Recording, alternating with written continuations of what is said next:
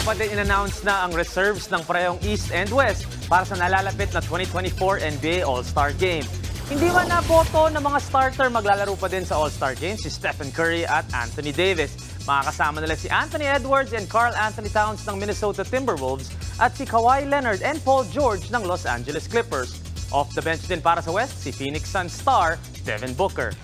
Para naman sa East reserves, pasok ang first-timers na sina Tyrese Maxey ng 76ers, Paolo Banchero ng Magic at Jalen Brunson ng Knicks. Makakasama nila si kapwa Knicks banger Julius Randle, Boston star Jaylen Brown, Cavs guard Donovan Mitchell at Miami big man Bam Adebayo. Parehong bigating teams, eto na ang mga best of the best. Pero sino sa tingin nyo ang mas malakas, mga kapatid? East o West?